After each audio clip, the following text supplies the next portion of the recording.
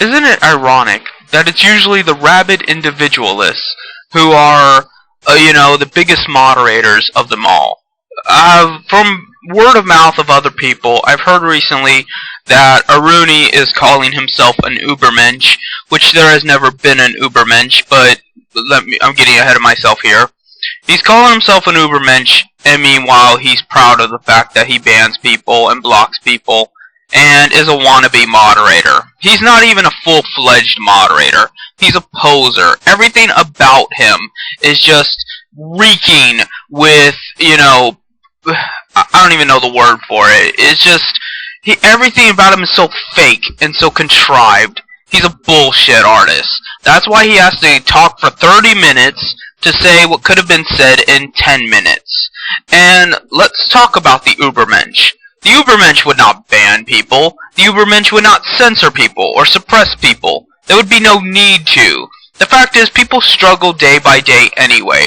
Their entire lives are suppression and obedience and enslavement. The Ubermensch rises above that.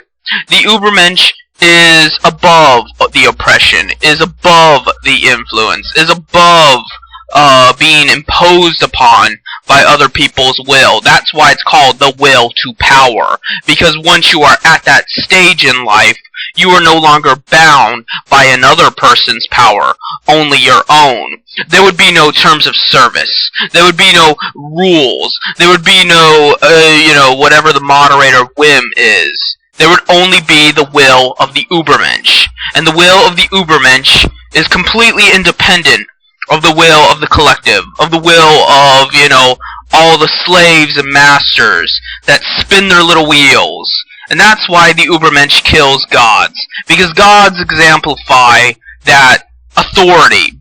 The authority that someone is above you and will always be above you. And you must learn to accept that.